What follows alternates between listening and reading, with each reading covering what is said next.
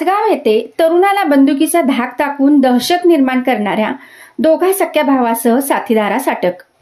6 लाख रुपये किमतीचा मुद्देमाल जप्त. कोल्हापूर.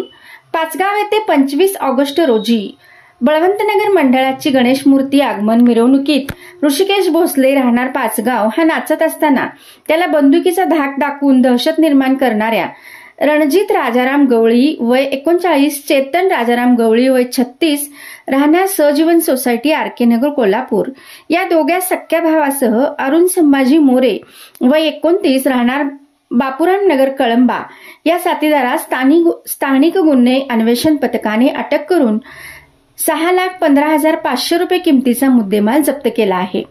कोल्हापूर शहरात आणि शहराबाहेर गणपती आगमनाची मिरवणूक चालू असताना आर.के. नगर ते पाचगाव रोडवरून बळवंत मंडळाची गणपतीची आगमन मिरवणुकीत ऋषिकेश भोसले हा नाचत होता. त्यावेळी रणजित गवळी, चेतन गवळी आणि त्यांचे साथीदार अरुण मोरे यांच्याशी किरकोळ वाद झाला. त्यानंतर मिरवणूक पुन्हा सुरू झाली. ऋषिकेश भोसले हा रात्री 1:30च्या सुमारास घरी जात असताना रणजित गवळी आणि अरुण मोरे यांनी त्याच्याकडे असलेल्या कारमध्ये येऊन रणजित व मोरे यांनी त्याच्याकडील असलेली बंदूक घेऊन ऋषिकेश यांच्या डोक्याला लावून तुला जिवंत सोडणार नाही असे म्हणून ठार मारण्याची धमकी देऊन निघून गेले. त्यावेळी ऋषिकेश याने घाबरून घडलेल्या घटनेची तक्रार पोलिसांना दिली.